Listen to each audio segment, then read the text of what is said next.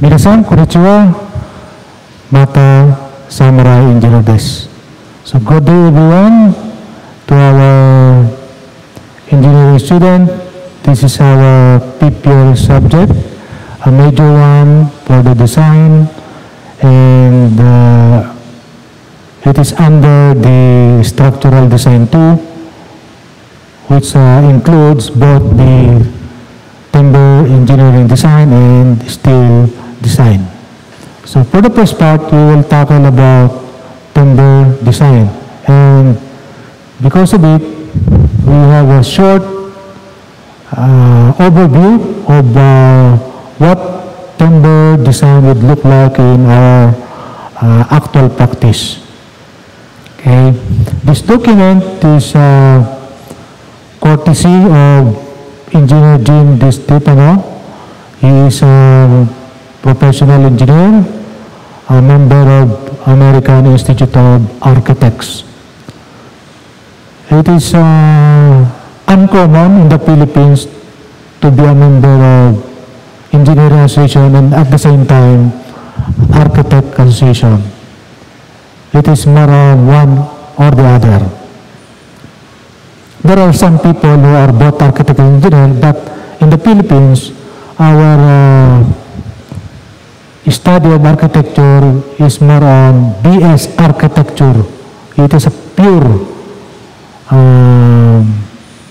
architectural based type of course. Unlike in other countries like United States, they have architectural engineering. Aside from, they also have BS architecture. Also in Japan, we have architectural engineering. In fact, in my alma mater, in Polytechnic University, Japan, we have architectural engineering course. Anyway, this is a good document because it came from an engineer and architect at the same time.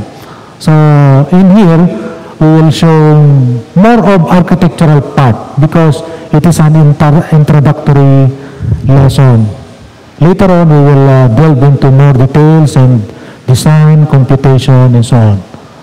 But now we will expose you to those areas, to those fields within the timber design for which it is important to our discussion later on. Okay, let's take a look. Timber frame design, and it is supported by Wood Products Council, which is a registered provider with the American Institute of Architects for their continuing education system. In the Philippines, it is called Continuing Professional Education, CPD. Okay? So we will always give a comparison between their system and our system because we are not just using their document, we are what? Evaluating, we are comparing our own to their document. So let us talk about the course itself, timber engineering. What is timber? What is engineering? So we will talk about a specific definition of timber in these slides. However, we will review what is engineering. Engineering is just realization of our study of engineering principles, concept, wherein engineering and scientific theories are made into tangible forms. Engineers design, construct, and realize into actual product the use of scientific theories, principles, and concepts. So that is what we call engineering. In our timber engineering, it is more of art than engineering. Nowadays, it is currently so because it is not widely used. It is rarely taught in the college as part of their curriculum, but it is more part of their professional practice based on their actual experience. So, as a civil engineer, you will encounter this more on actual practice, and because of that, it is more of art than science. However, we should expect that in 5 to 10 years, it will become more and more scientific study. Okay? So let us go further. What are our learning objectives in this presentation? We should apply the principles of timber truss design. So let us take a look here of the different trusses design. Okay? Recognize options for timber frame exterior wall systems. What are the possible alternative materials, alternative system that could be used? And number 3, consider basic joinery and connection methods and when to use them. So this is a very good topic. Maybe some of you may think it is more of carpentry than engineering. Of course, it is carpentry in itself, but if you put in more and more scientific study and systematic approach to it, it will become engineering rather than trade. Carpentry is a trade, okay? And it is important in our whole system of construction business. However, we will tackle this topic in an engineering perspective. You will take note of that later. And lastly, we will talk about how to design timber frames for fire resistance. Okay? So first, what is structural engineering? As I mentioned in my first opening statement, our subject is structural design too. That is what we call this subject in the Philippines. This is a course offered in the Philippines, which is a major subject and almost the senior engineering student subject. Okay? It is under the structural engineering area of discipline. And this area is more about art of molding materials of different raw materials into shapes which we cannot precisely analyze so as to withstand forces we cannot really assess in such a way that community at large has no reason to suspect the extent of our ignorance. This is a word coming from Engineer Di Stefano. You will notice, you will have a sense that we really have a vacuum of scientific method, scientific approach, computation, design techniques in this area of civil engineering. Community at large has no reason to suspect the extent of our ignorance. So they do not know that we are ignorant about it. But however, we are the best that we have. So we are working as a civil engineer. We are the best that they have. However, they do not know that we are ignorant ourselves. Okay? So that is the words of Engineer Di Stefano. And that is true pertaining to timber. Where we are talking about timber, that is really much true. In other systems like concrete, reinforced concrete, steel, those technology, those science are already matured enough to stand on its own. Okay? There is a complete systematic approach leading to steel design. There's a complete systematic approach leading to reinforced concrete design. Although there is still so much to be desired. Okay? We know that as civil engineer. Anyway, a good, funny statement from an expert of this particular field. And we are now going to show you different actual performance of timber buildings. Okay, so this is one example, which was built 1977, very popular library, what we call New Canaan Library. You can see the joining process, beam to truss and to other wood components. So there are what? Steel joining system, okay? Plates, steel plates. Okay, so you will see. So you'll notice this is not obvious that it is a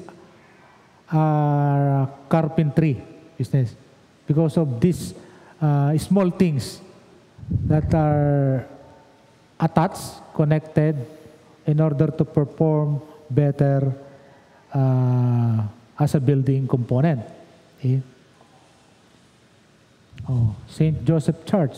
You will notice the use of timber in a building gives so much romantic ambience or sacred ambience. Okay?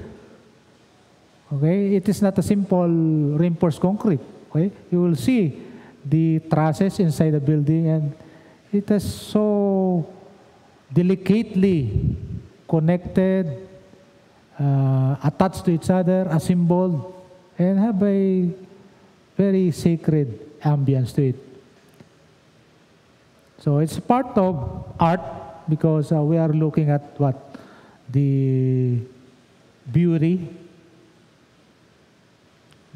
And inside that beauty, there is a structure that holds the loads. What are the loads? Wind loads, the human equipment. So those are the loads. Okay, those people who are using the building. Those are the loads. Okay, earthquake loads also part of the loads. Okay. So those are, again, what we call in civil engineering, live loads, dead loads, and wind loads, earthquake loads, fluid loads, snow loads. In the US, they have those snow loads. Okay? And again, you will see a very beautiful trusses, structure, shapes, and connections. So this is also a review of the different types of trusses that we already mentioned in previous subject like structural engineering 1 and structural engineering 2. Okay. Okay. So let us continue. Take a look at how to join beams and columns and so on. Those are the common structural elements. And there is a technology, thousands of years ago, there is a technology of carpentry and joinery in Japan and China. There are temples, there are Buddhist temples in Japan that looks like this.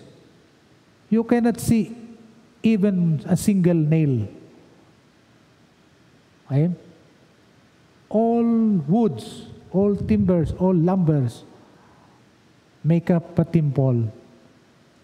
So that is what we call another classification of joinery, which is very interesting and a good to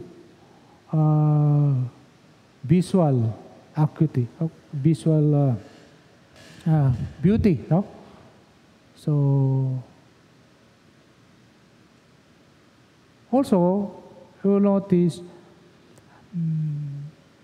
you can paint, you can apply paint and so on, but it even lessen the beauty of the wood. Wood is beautiful as it is, no? Without even using paint. So maybe applying transparent chemicals in order to protect the wood from organisms. So those are necessary in some locations. And compared to steel and concrete, we are almost always have to put on paint. Okay? The how truss system, very basic how truss system, but you will notice very beautiful structure. Okay? The Fink truss system, you will notice the number of bolts that are there connecting one truss member to the other truss member. Okay, so how many of them? So there are so many bolts. So this is not the same as the all wood joinery system that we previously saw 2 slides ago, because we use several bolts. I think it is bolt from my point of view. Those round shaped dark objects there, I think those are bolts. But it could also be wood. I cannot be 100% sure. Okay? Putting on wood pins can be used as a bolt. It could also be done, particularly nowadays when our processing of lumber and timbers are by use of CNC machines.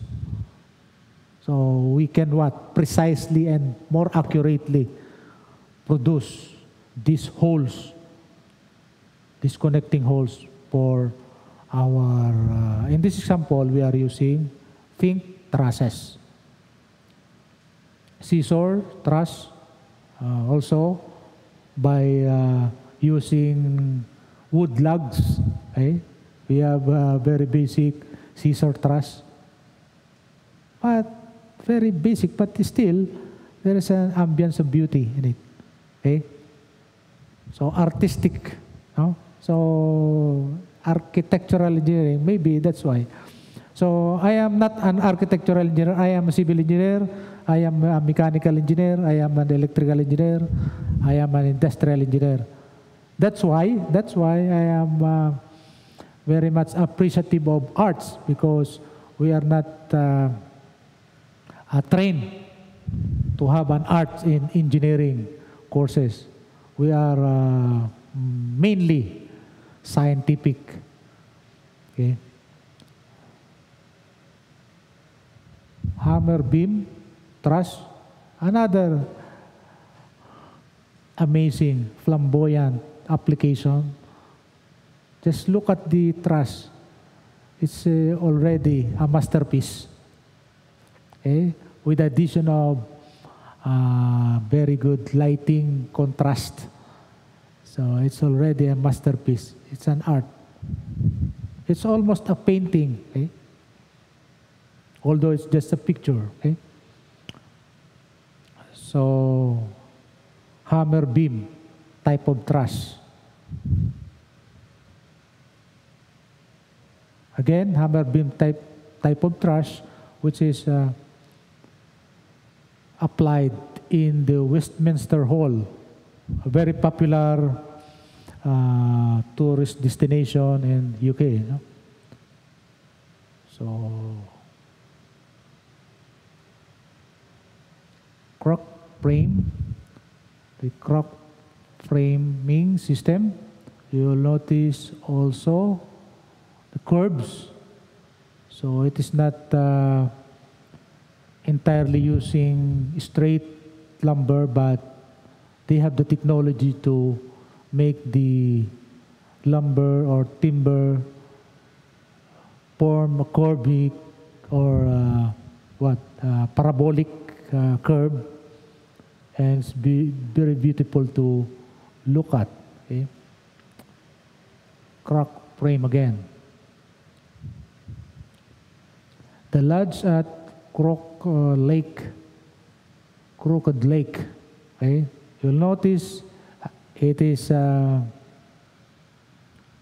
clear that we are looking at metal plates to connect trust members. Okay, so we are looking at metal plates. So we will expect that the metal plates are placed at both sides of the trusses, the front side and at the back side. Okay, so again, another beautiful example of what combination of materials. We have what? Cement, masonry, steel, and wood. But mainly wood. Majority mainly. About, I think, about 60 to 70% of this building is wood. Very small portion is made up of steel. Just what? The connecting parts, the connectors, the plates. Okay? And the main what? The main post, the main column is made of concrete. Okay? So it's a combination. Okay? The depot, another popular architectural building in Kent, Connecticut. So just look at the connection, metal connection, steel connection. We can see several of these in the Philippines, in Manila. We have museums there where they are utilizing this kind of connections. So as you will notice, in structural engineering, you will just represent that as pin connection. That is simple beam. Okay? Pin connection or simple truss connection. Okay? So those simple beam and structural engineering concept would look like this in real life. Okay?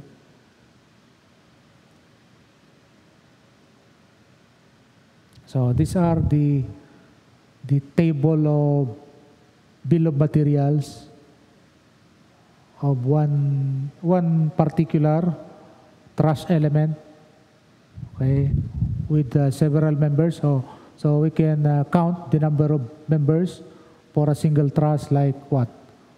1, 2, 3, 4, 5, 6, 7, 8, 9, 10, 11. So 21. So 21 members. If we calculate the structural analysis, there are about 21 members, and look at the bill of materials for one truss. There are about how many? 1, 2, 3, 4, 5, 6, 7, 8, 9, 10, 11, 12, 13, 14, 15. 15 components. That includes everything, including the connectors or the plates and so on. Okay. So this is an example of an engineering plan, a complete design for a wooden roof trusses. Okay. Okay, let us go to the next slide. 3 simple rules for engineering of timber joints. So we will tackle these important things. So very good representation on the picture at your right side. Without the use of nails, without the use of bolts, piles and nails, okay, or screws. Okay. So those are the things that we will include in our study of timber design. We'll study nails, connection, bolts, and other forms of connection using metals. Okay. However, there are applications that do not use that. Okay. So rule number 1, the geometry of the joint should have mating surfaces that allow all structural loads to be transferred in bearing of one member against the other. Okay. So there are technical terms that should be mentioned taking out of this sentence. We know what we talk about when we say geometry. Okay? Joint should have mating surfaces. Mating surfaces. So, meaning the one surface is in contact with the other surface. Okay? That surface should allow all structural loads to be transferred. So, meaning axial load, torsion, transverse loads, all the other types of loads must be able to transfer through that joint. Okay? So that's why those joints are designed that way. That is designed that way. Okay? So here, we cannot approach this subject as black box and try different types of design. Instead, we will try those designs that already work, that already are being utilized in actual practice, and analyze those. And by analyzing those, we will get our own idea on how to do our own design later on. Okay? So, for example, like this, there are two mating parts on the lower part, but if you look at the upper part, when they are connected, there is another connecting part. So the pins. So it could be made up of steel or wood itself. Okay? So you will notice that the connection, the joint, the surfaces are made slanting at a certain slope. And this slope is actually guided by experience. We cannot yet show it for a fact what is the most appropriate angle that could be used. So that's why we will study, analyze the working, and tested this type of design before we can analyze and do our own trials for our own type of design. Okay? Because we don't have yet sufficient scientific data on what are the most efficient or most optimum angles and what notches. So we have notches around the surfaces, so bolts. So those are based mainly on experience. So we'll study those and connect those experience by supporting it with scientific explanation. That's how we will tackle this subject. And that's how it is being taught around the world as of now. Okay. Be able to transfer in bearing. So take note of the word bearing. Transfer load in bearing of one member against the other. Bearing. So bearing pressure is what we are going to look at rather than other types of pressure or stress. Bearing stress rather than what's not. There are several types of stresses. Okay? Axial stress, okay? Transverse stress, okay? But we are looking at what? Bearing stress. So we'll specifically point that technically that bearing is a keyword here in this rule. So these are the actual application. Truss heel joint. Heel joint meaning those joints that are at the lower part here. These are the heel.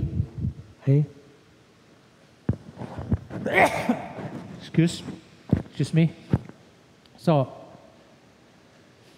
heel joint, we already know that this heel joint have this specific direction of stresses, okay, from structural engineering 1 and 2. Okay. How about the truss king post? King post is here. So, is the king post, is the heel, supposed to be heel toe, but this is what? Symmetrical, so we call that heel king post. So, you'll notice the direction of the stress.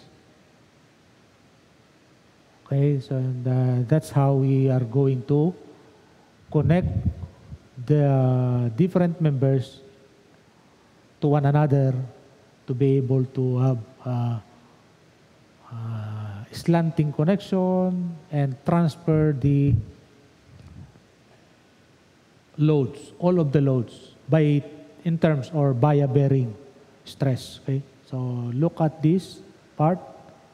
So slanting portion, transferring this load, this direction into this direction. So complete, okay, full connection. Okay, meaning, if we say that, what we mean in structural engineering is this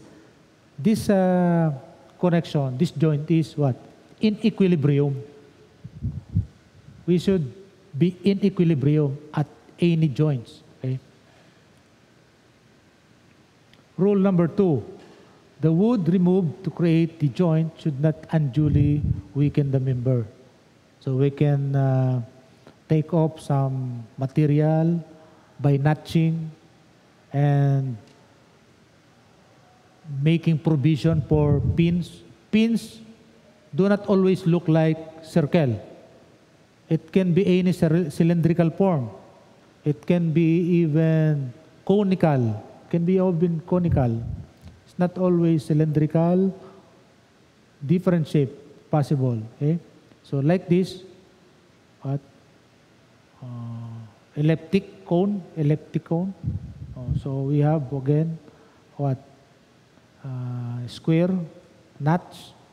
So we are having several notches or materials taken out, but those materials that are taken out should not weaken the member considerably. So minimum, the smallest cross-section, just like what we are dealing with structural engineering 1 and 2. The smallest cross-section should eventually support all of the loads, 100% of the load. That is our guiding principle.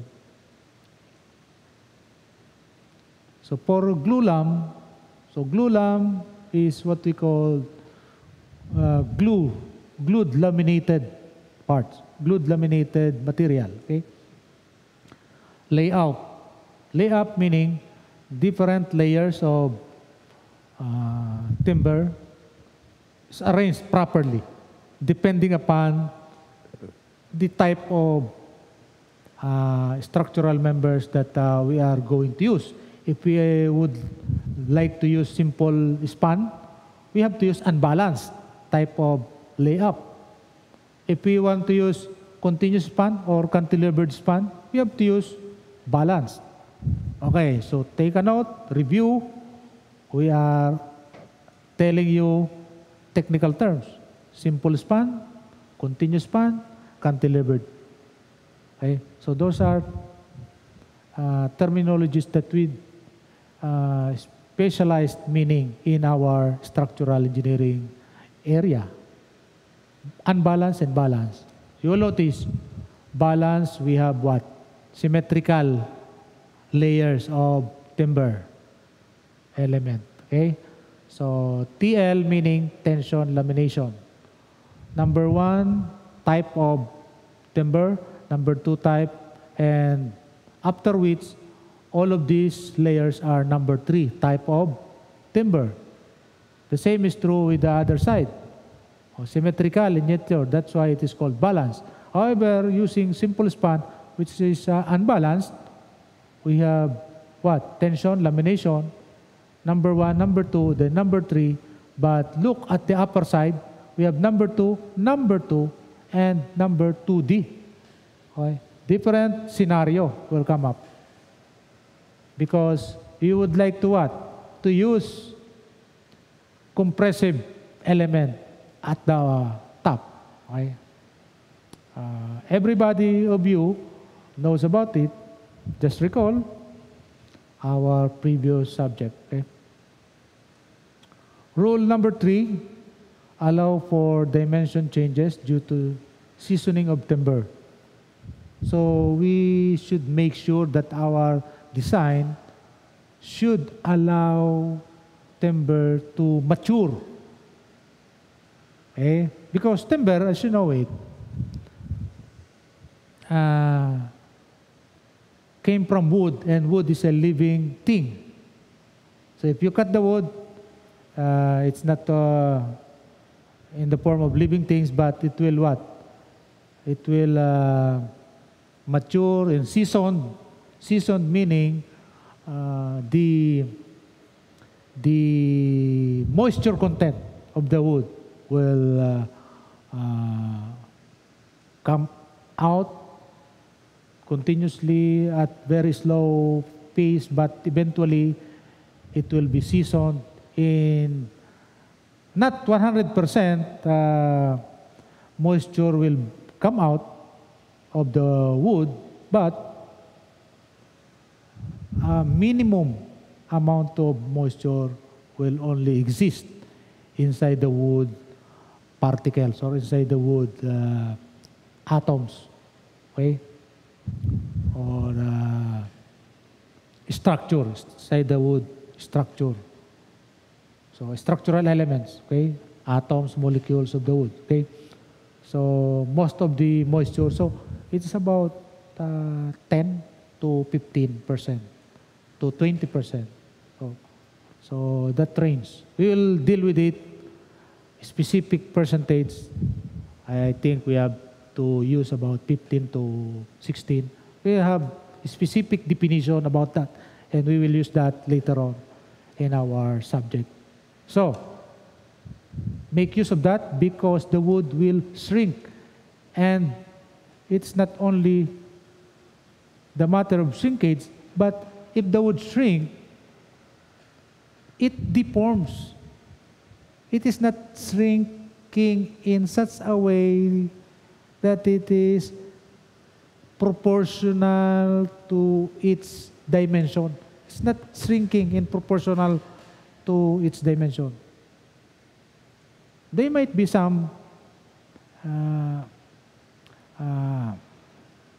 statistic, but more on wood shrinking and deform. May twist, may so it may curve. So it depends on how much, because it is externally influenced by load. So for example, if this is the column and the load is pushing it like this, as the timber seasoned gradually, it will what? It will season like this. It will season like this because of the added influence of the load. If the load is balanced and at the center, actually, maybe it will season better without any twist and deformation. However, that is not the case. In actual application, there's no such thing as balance or totally symmetrical loading. The loads in actual is always unsymmetrical, unbalanced. That's why, like this, diagonally applied balance load, for example, by just the application of wind load, additional load, considering the wind. Wind is not balanced.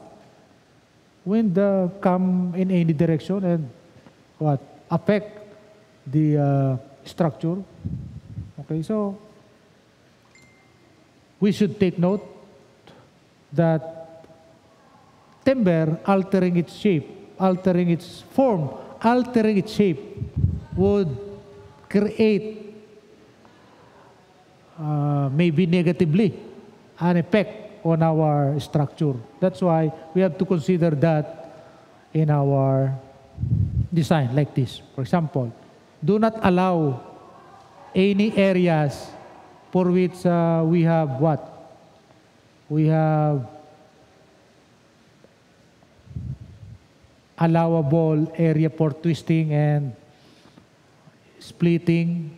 Because of that, because of this connection, we are what?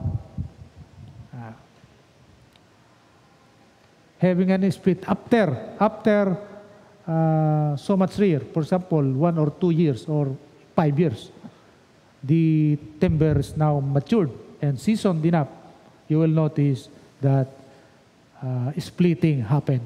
Okay? So instead of using this one, we can use this type of connection, okay, supporting both of the connected timber properly. So preventing what? Splitting on the cross-section of the timber.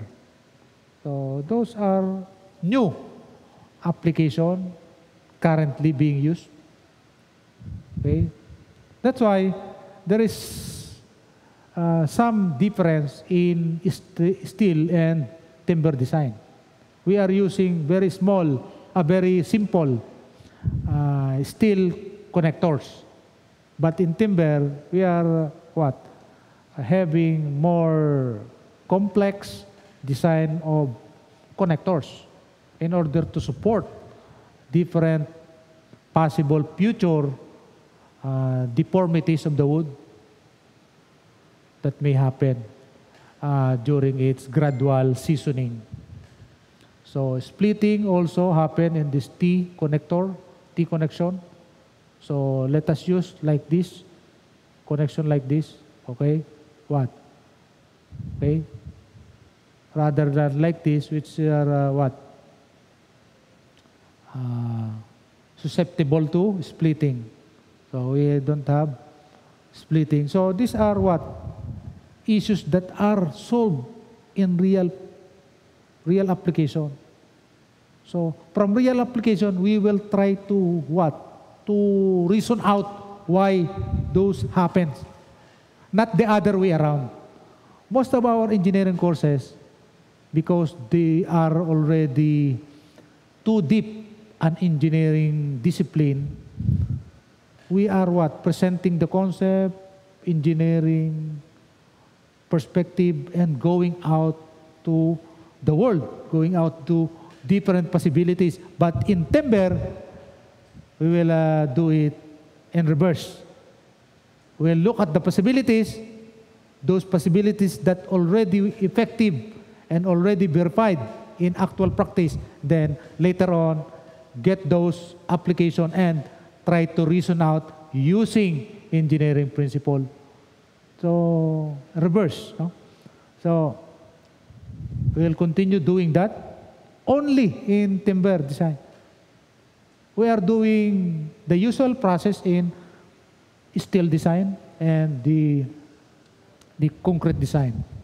However, in timber, we cannot do without reverse engineering of the technology. Okay. That's why? Because you may be asking me, why that type of shape? You might be asking me, why this shape works and this shape doesn't? What's the difference? I don't know. We will try to answer it scientifically later on in this course. However, the explanation for this, why this happens, is they are observed in real life. They are applied and observed. Okay? That's why we already know that this type of connection works and this type of connection is a little bit awkward. Okay? So that's why I am repeatedly telling you that reverse engineering concept. Okay? So Revits, okay, also a major part of structural design. Okay? We will tackle, compute, analyze this type of system using rivets, bolts, and we will be guided by NDS.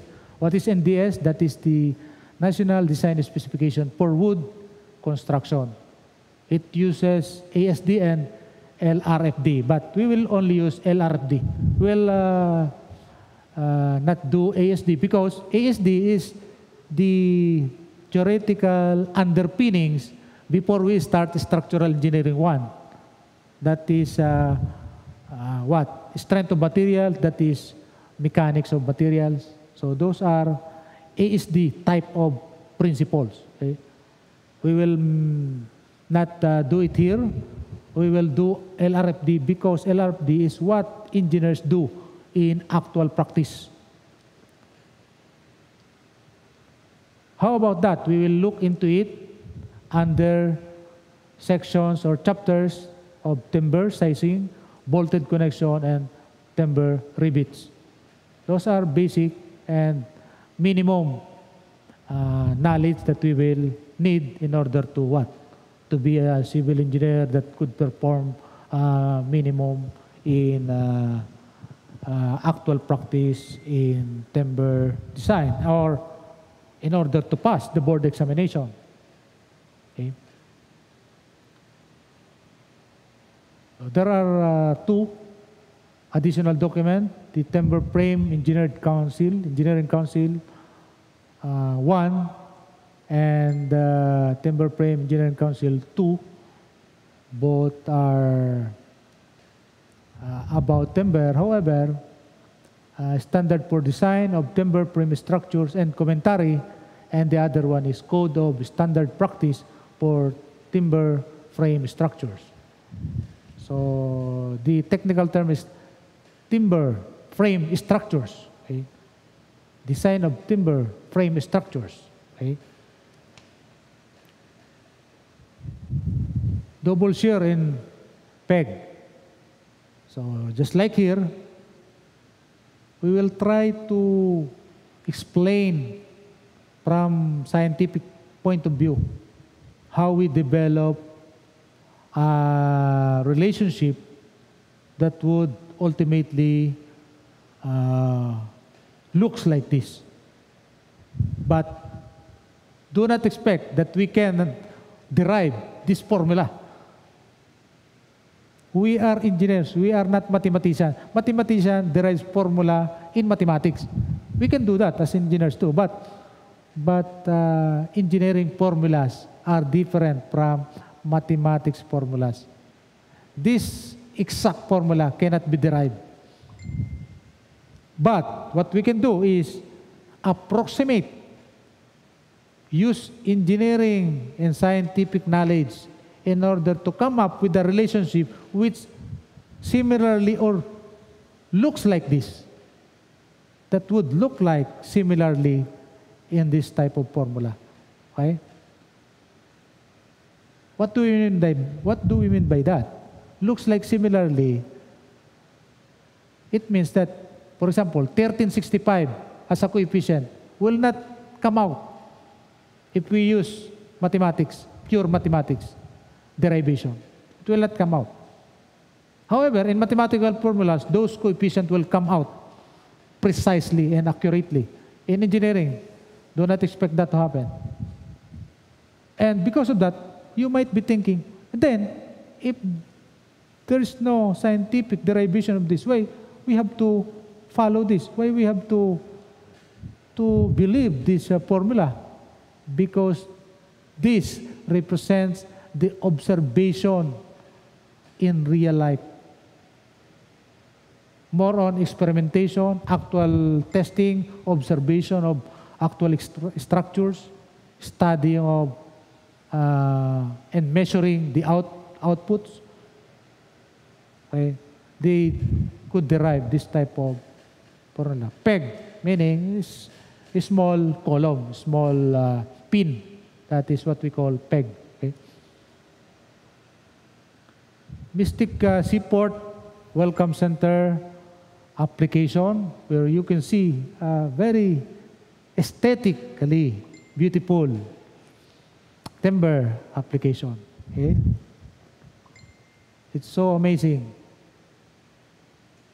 And that's why there's a current surge in timber used in high-rise building. There's a current surge and current research and going to improve the technology.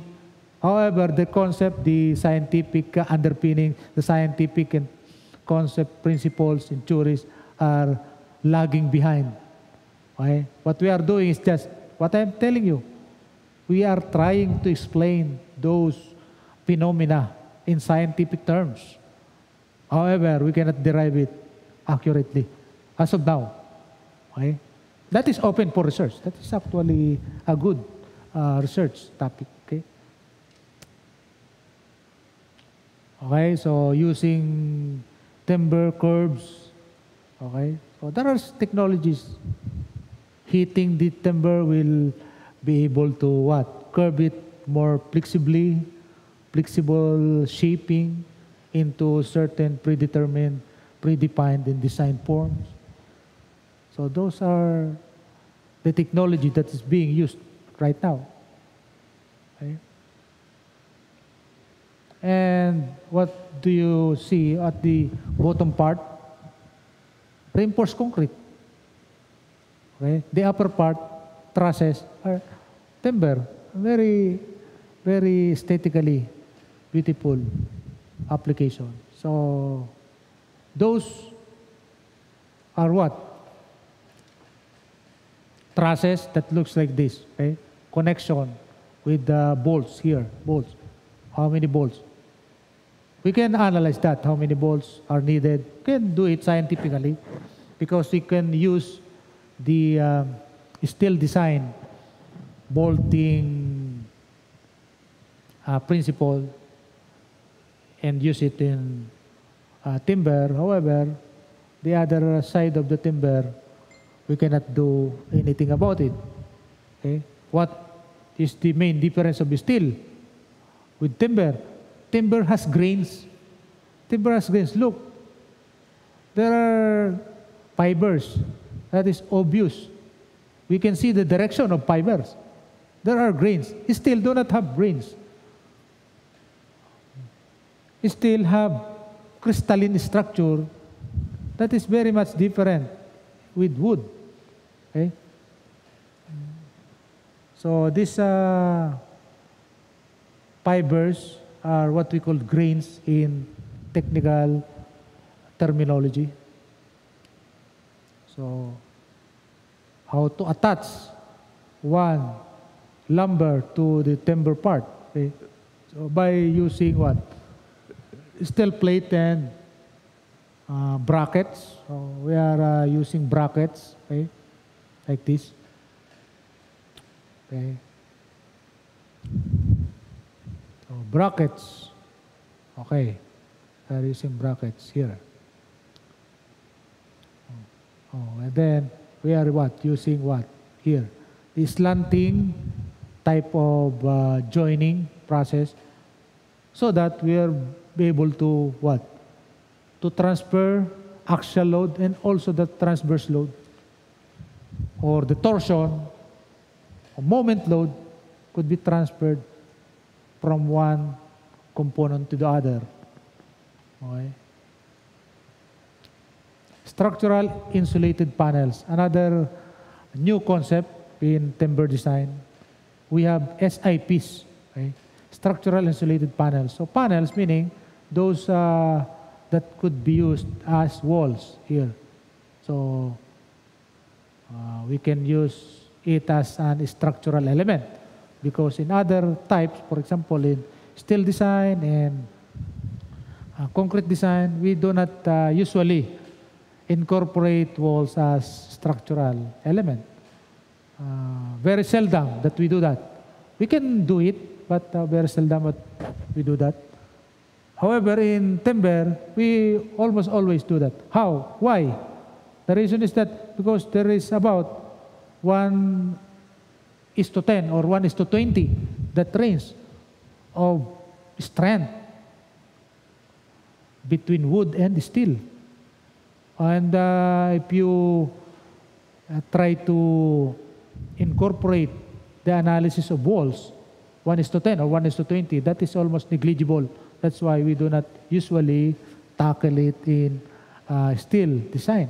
However, in wood, almost 1:1 because the timber, the columns, the lugs, the trusses, the beams, almost on the same level as the walls. So there is a very high possibility that walls could affect the distribution of the load. And also, we can utilize it so that we can what? We can make the beams, we can make the columns, we can make the post smaller. We can even do without, we can even, for example, this, we have how many posts? Maybe we can use lesser number of posts because we are utilizing the wall as structural element. Anyway, that would serve as, for example, a panel post. Okay? Panel post. Okay? So that is structured insulated panels. And we have several documents that is organized in order to assess, evaluate, and explain these structural insulated panels. So this one, insulation, insulation. So wood panels here, like this, wood panels. So insulation. So because in other countries, like in the United States, they have 4 seasons. They have winter. So they are using really this one. So to what? To counter the uncomfortable feeling of coldness during winter. So you are comfortable inside a building using this type of. However, in the Philippines, that is not a problem. That's why maybe this type of technology will not be very popular in the Philippines. Okay? So, structural behavior of this, deflection, open, controls. And that is good.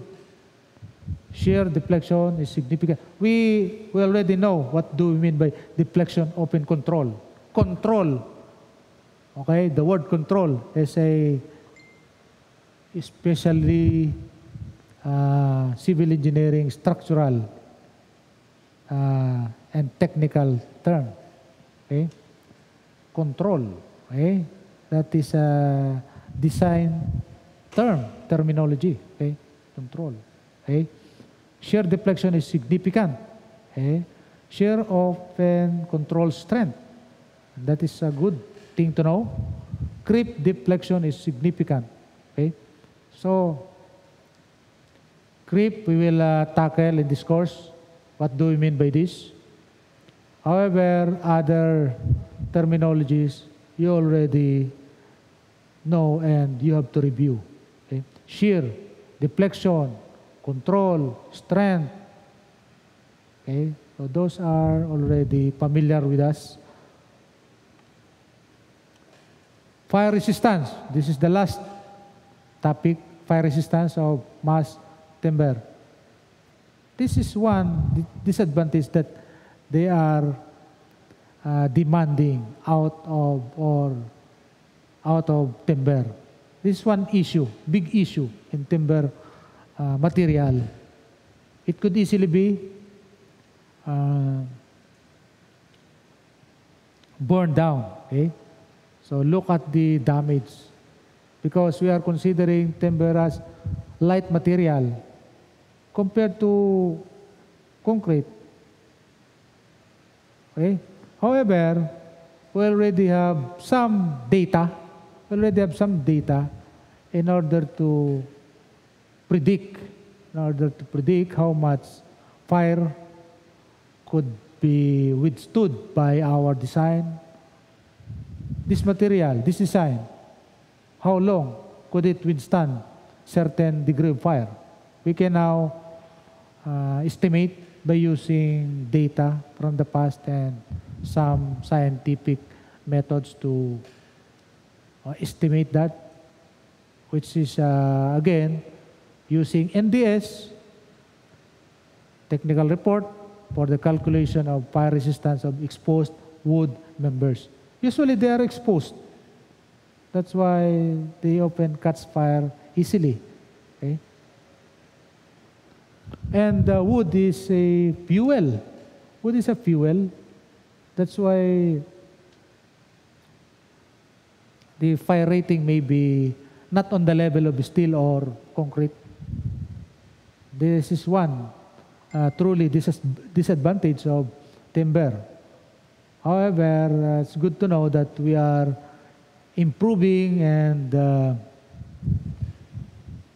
having theories, principles in order to predict the fire phenomena that would happen if we use timber or lumber in a construction as a what? Structural element.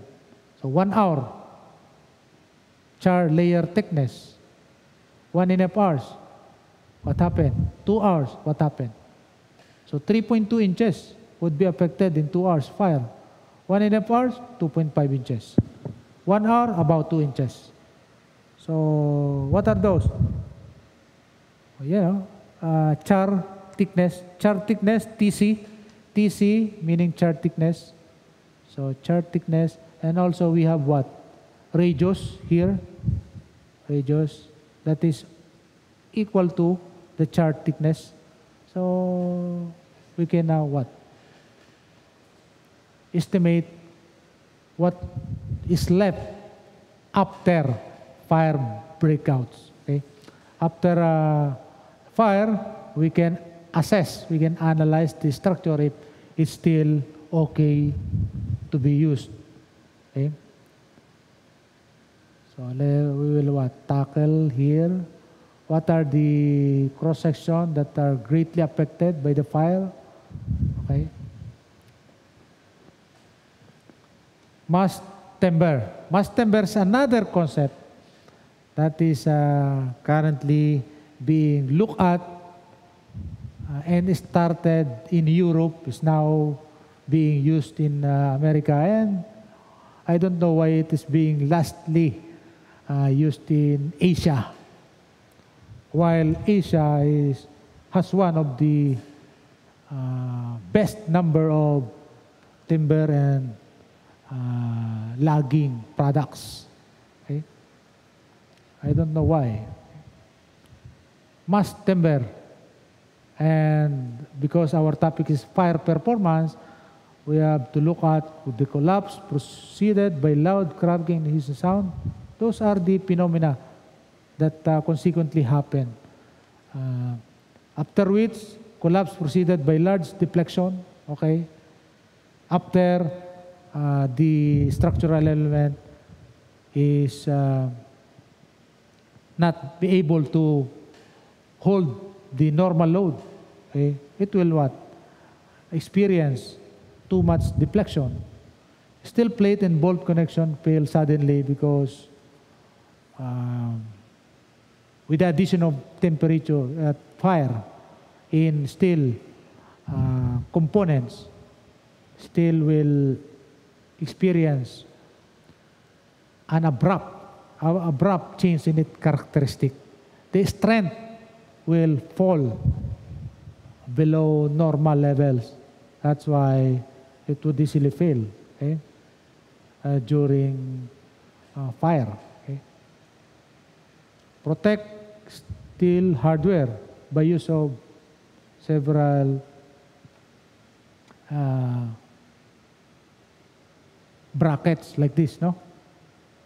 Several support brackets like this. Very simple but complex, however, useful in terms of fire performance. Okay? So, protection, steel hardware. Like this, you will see the connection between these vertical element and the horizontal elements. These are part at the middle of the building, like this here, at this area. Trusses are above. At the middle portion, we have what? Static components with what? Brackets, steel brackets. So let us support those steel brackets so that it could withstand prescribed amount of fire. Also, protection for water, not just water, also additional protection for fire. Okay, so what? Keep your feet dry, okay, for flooding. Okay, those are the portion of timber that are usually first to experience damage. That's why we are what? Having. So do not ask me why, because there are no fixed or scientific what? There are scientific reasoning to it, but there is no what? Equation that would handle the explanation from end to end, from start to finish. We can explain it scientifically, why? But we cannot derive a formula that would explain why this had to happen. So we have the next one, 3D, BIM, another management technology that would allow us to easily perform operations and maintenance of our building. So, meaning, each and every elements herein are accounted for and numbered, identified in this system. So this system could easily account for how many damages, parts, when there are fires, when there are... So we will what? We will easily what? Order those materials that are damaged.